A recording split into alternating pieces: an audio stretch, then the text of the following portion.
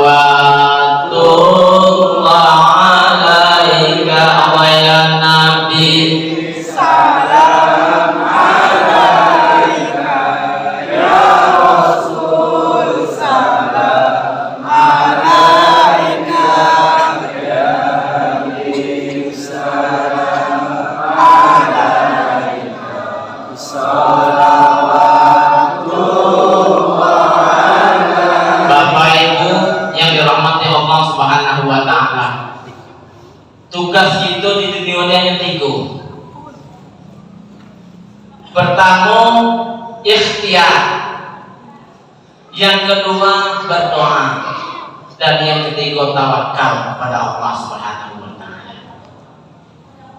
Orang yang berikhtiar, berusaha tanpa berdoa adalah orang yang sombong. Ketika usaha kita sudah optimal, kita tidak mau berdoa kepada Allah, sedangkan yang memberi segala sesuatu adalah satu kali, maka bisa jadi ikhtiar kita itu bisa gagal. Sebaliknya, kalau kita berdoa tanpa ikhtiar, hasilnya kosong. Dan yang ketiga adalah bertawakal pada Allah Subhanahu wa taala, berserah diri itu kepada Allah. Ikhtiar, yang gadis kalau ingin mendapatkan anak tentu mencari laki. Yang bujang kalau ingin mendapatkan istri, harus mencari dulu, ada ikhtiar. Ingin kaya, ikhtiar, berusaha bagaimana caranya agar kita mendapatkan yang namanya kebahagiaan dunia yang berupa harta. Dan itu tidak salah. Dalam Al-Quran dan hadis kita disuruh untuk mencari dunia. Dunia itu juga penting. Ingin masuk surga, ikhtiar. Dan itu ingin mendapatkan sesuatu hasil itu tanpa usaha atau ikhtiar. Salat yang diwajibkan Allah Subhanahu wa taala sehari semalam 5 waktu, penuh dengan usaha dan ikhtiar, apalagi salat subuh itu, di saat orang sedang tidur nyenyak, sedang lelah tidur, kita bangun, sebelum subuh untuk menuju masjid, untuk menundukkan diri kepada Allah Subhanahu wa taala, mengerjakan sholat. Nah, surga itu tidak mudah, banyak liku-liku dan tantangan-tantangan. Salah satu tantangan terberat untuk menuju surga adalah syaitan, Pak.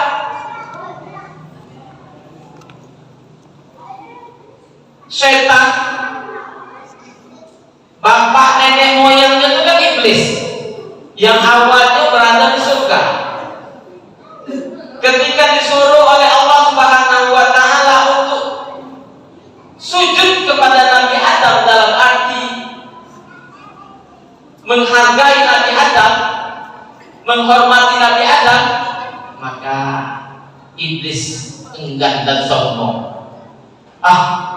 Ngapo aku sujud kepada Nabi Adam, menghormat Nabi Adam. Nabi Adam diciptakan dari tanah, aku diciptakan dari api. Aku mulia ya Allah. Iblis, kau telah melanggar perintah. Keluar kau dari surga, dan kau tempatnya di neraka. Ya Allah, Engkau telah mengusir aku dari surga. Aku mohon satu permintaan. Apa tuh? Permintaanku adalah, tolong jangan matikan aku sampai hari kiamat. Maka iblis punya anak cucu namanya syaitan, Pak.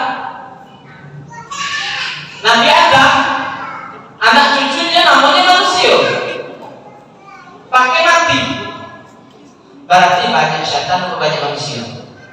Banyak syaitan, Pak. Cuma dia adalah makhluk yang gaib, yang tidak tampak oleh panca indera. Ditengok dah do, dirasa dah ada rasa. Itulah syaitan. Maka jangan heran, ya Allah, aku akan menggoda anak cucu Nabi Adam supaya bagaimana disop-sapu dengan aku di neraka nanti. Mulai dari waktu sholat itu mulai digangguin, salah sholat. Lagi sibuknya, nanti kita sholat dapat kita lulus dalam godaan untuk sholat tadi kan, digoda kita kerja dalam sholat. Nah, dalam sholat itu bukan ingin berhenti di situ saja. Syaitan Apa dia? Menggoda dengan cara untuk tidak khusyuk kepada Allah Subhanahu wa Ta'ala. Nah, khusyuk itu di dalam Al-Quran kita disuruh khusyuk untuk sholat. Ya, bagaimana khusyuknya tuh? Ada 3 cara khusyuk untuk sholat. Pertama adalah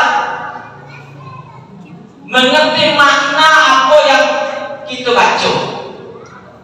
Ustaz, kalau mulai dari awal takbir sampai salam rasanya tak tahu maknanya, ada dikit-dikit. Oke. Paling tidak ketika kita mengangkat takbiratul ihram itu harus 100% khusyuk. Saya mau nanya, ketika mau mulai sholat, usaha ada tak pikiran lain, Pak? Jujur, mulai ini, usalli fardhu isya'i arba'a raka'atin mustaqbil qiblati adaan makmuman lillahi ta'ala. Ingat kunci motor dalam lemari tadi. Nah, ketika kita awal itu kan itu ulangi lagi. Tapi beda dengan ketika dalam sedang sholat, sedang sujud itu tidak boleh lagi ulang, kan? Nah, jadi paling tidak itu ketika takbiratul ihram itu khusyuk. Yang kedua, takut, Pak. Merasa takut amal kita ini tidak diterima oleh Allah Subhanahu wa Ta'ala. Prinsip takut itu harus ditanamkan di dalam hati ibadah. Kalau kita takut dengan sesuatu, kita nak berjalan, ya, berjalan pas di depan punya ulah. Ada rasa takut kan? Bagaimana cara supaya jangan sampai kita dipatu ular? Berhati-hati. Nah, dalam ibadah, sholat, kita harus hati-hati. Hati-hati dalam arti apa? Jangan sampai itu tidak khusyuk sholat. Fokus apa yang kita baca, fokus sholat itu, jangan keluar dari sholat lagi. Itu yang kedua. Yang ketiga apa? Seolah-olah kita melihat Allah Subhanahu wa Ta'ala. Kalaupun kita tidak bisa melihat, Allah yang melihat itu. Jadi itu satu, ya, ingin masuk surga dengan ikhtiar. Innallaha la yughayyiru ma biqaum hatta yughayyiru ma bi anfusihim. Sesungguhnya Allah tidak merubah suatu kaum hingga dia lewat merubah diri sendiri. Ingin masuk surga, usaha ikhtiar. Perkara kedudukan kita di surga atau neraka itu hak prerogatif Allah. Allah yang menentukan. Tugas kita adalah ikhtiar. Itu pertama. Yang kedua, berdoa kepada Allah Subhanahu wa Ta'ala. Doa ini, Pak, ya, berdoa ini penting sekali. Kita meminta kepada Sang Pencipta, Sang Penguasa, ya. Doa, jangan sampai kita lalai, jangan sampai kita tidak berdoa. Minta apa yang kita minta. Ketika kita ingin sesuatu, apa ya bahasa Arab? Boleh dalam bahasa Indonesia, cuma diawali dengan kalimat Alhamdulillah dan ditutup salawat. Orang yang baca doa tidak pakai pembukaan kalimat Alhamdulillah, pembukaannya dan salawat, ibarat perangko itu tidak sampai, ibarat surat itu tidak sampai, tidak ada perangkonya. Nah, itulah doa. Tidak diawali dengan Alhamdulillahirabbil alamin dan ditutup dengan salawat. Ya Allah, ya Tuhanku, selamatkan aku dalam perjalanan. Setiap hari aku mengendarai motor supaya jangan terjadi kecelakaan, supaya jangan terjadi hal-hal yang tidak diinginkan. Berdoa, minta kepada Allah Subhanahu wa Ta'ala, jangan segan. Dan doa itu kadang-kadang ada tempat yang khusus, ada waktu yang khusus, tempat tertentu. Apa tempat-tempat tertentu? seperti kita berdoa di Mekah, Masjidil Haram, itu kan makbul doanya. Ada tempat-tempat mustajab, ada waktu-waktu yang mustajab. Tapi ada satu lagi, orangnya yang berdoa itu banyak dosa atau banyak pahalanya. Kalau banyak dosanya ditunda dulu oleh Allah Subhanahu wa taala doanya. Maka Uwais Al-Qarni, kisah Uwais Al-Qarni itu Pak, pada masa Rasulullah SAW itu, dia adalah seorang yang cacat, dadanya belang, dia masih bujangan, punya penyakit, tetapi doanya makbul. Apa rahasianya? Rasulullah SAW hidup ketika dia berbicara dengan Umar bin Khattab dan Utsman, wahai Umar, kalau kau berdoa minta melalui perantara Uwais Al-Qarni. Jadi kadang-kadang itu menganggap enteng orang yang miskin, miskin, tak doanya dia belum tahu, belum tentu. Walaupun miskin dari hidupnya, tapi mungkin ada amal-amalnya yang bisa membawa dia makbul berdoa. Nah, Uwais ini Pak, apa kelebihannya? Dia taat dan patuh dengan orang tua dan dengan emaknya. Dia anak yatim, dia memelihara emaknya. Sehingga itulah dia berdoa kepada Allah, ya Allah sembuhkanlah penyakitku ini. Nah, namanya Uwais. Kata Rasulullah, dia makbul doanya, dikabulkan Allah Subhanahu wa taala. Maka tidak heran, ya tidak salah itu minta doa dengan orang-orang soleh. Orang-orang soleh itu, ya, ud'uni astajib lakum. Mintalah kepadaku, kata Allah, niscaya akan aku kabulkan. Cuma kapan waktunya tuh? Kapan waktunya tuh? Waktunya itu kita tidak tahu. Kadang ada yang cepat, ada yang lambat. Itu tergantung kita, hubungan kita dengan Allah bagaimana, baik pendaknya hubungan kita dengan manusia. Kadang-kadang hubungan kita dengan Allah aja, hubungan vertikal. Kita dengan Allah baik, sayang bagus, taat, salat tahajudnya, dan tinggal puasanya. Tapi dengan hubungan kita dengan manusia kurang akur, dengan tetangga tidak teguran. Kita tidak teguran Pak 3 hari cuma, kata Rasulullah, boleh. Kenapa? 1 hari itu lagi panas emosi lagi tinggi. Jalan 2 hari belum dosa, jalan 3 hari belum dosa. Masuk 4 hari tidak teguran berdosa. Kadang-kadang sampai setahun tidak teguran dengan tetangga. Ada gitu Pak. Di sana tuh ada, di sini belum ada. Bayangkan Pak, bertahun-tahun kita dapat teguran karena ada permasalahan. Kadang-kadang, kita ngeluh, tetangga itu jahatnya. Belum lagi masih kecil kita, tantangan Rasulullah SAW, tantangannya itu menyebarkan Islam itu Pak, penuh dengan tantangan, hambatan. Dalam lagu tadi ada sukanya, ada duka, banyaklah lukanya. Ingin dilukai, ingin dibunuh, dan segala macam cara ketika Rasulullah menyebarkan agama Islam. Itu Rasulullah SAW sosok manusia yang mulia. Salah satunya adalah akhlaknya yang mulia. Dia dilahirkan di kota Mekah pada tanggal 12 Rabiul Awal tahun gajah. Ya, kenapa dikatakan tahun gajah? Pada waktu itu Ka'bah ingin dihancurkan dengan pasukan gajah beserta pasukan Abraham. Atas berkat perlindungan Allah, maka Ka'bah aman.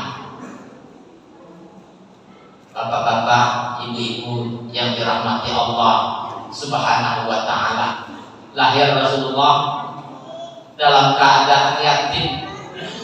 Waktu dia dalam kandungan ibunya, Rasulullah 2 bulan masih dalam kandungan ibunya, sudah ditinggalkan bapaknya yang bernama Abdullah kan? Abdullah pada waktu itu dia sedang berdagang di negeri Sam. 2 bulan Rasulullah masih dalam kandungan, bukan belum lahir belum, masih 2 bulan. Aminah ibunya dalam keadaan ditinggalkan suami. Ya namanya ditinggalkan suami sedih lah Pak. Ya Pak. Ya lah Bu, sedih gitu. Ya orang yang kita cintai, orang yang kita sayangi bertahun-tahun Pak ya, 10 tahun, 20 tahun, 50 tahun sama kita, ketika dia meninggalkan kita, wajar ada rasa sedih. Kadang-kadang yang bapak-bapaknya dah, ketika istrinya meninggal, bukan main nangisnya, air matonya aduh ngalir terus nangis, rupanya dah sampai lari cari bini lagi dia. Ini tidak setia nih yang di sana, di sini insya Allah ya itu Rasulullah SAW dalam kandungan ibunya 2 bulan. Nah, ketika lahir, sebelum lahir dia dapat mimpi Aminah. Mimpinya apa? Dalam mimpinya bahwa bayi yang dikandung di dalamnya itu hendaklah kau beri nama Muhammad. Jadi kata Muhammad itu bukan Aminah yang memberi nama, bukan kakeknya Abdul Muthalib, bukan pamannya Abu Talib atau Abu Lahab atau Hamzah, tetapi dia mendapat mimpi dari Allah Subhanahu wa Ta'ala bahwa akan lahir sosok makhluk yang mulia. Itu lahir Rasulullah SAW ada keajaiban. Keajaibannya adalah apa? 40 kaisar runtuh. Api yang disembah oleh orang Majusi Pak, selama 1000 tahun, yang namanya Tuhan dia, menurut dia kan, yang namanya Tuhan tidak boleh mati. Artinya api yang disembahnya jangan sampai padam, dijaga terus itu, dijaga terus. Nah ketika lahir Rasulullah SAW, api itu padam seketika. Ini menunjukkan bahwa ajaran Islam itu diridhoi oleh Allah Subhanahu wa Ta'ala, bahwa la ilaha illallah, tiada Tuhan yang wajib kita sembah kecuali Allah Subhanahu wa Ta'ala. Jadi Rasulullah SAW memperjuangkan akidah pada waktu itu. Kafir Quraisy yang disembahnya atau apa yang disembahnya adalah berhala yang pada waktu itu posisinya di Ka'bah. Sebelum Ka'bah itu kan penyembahan, tempat-tempat penyembahan berhala Pak.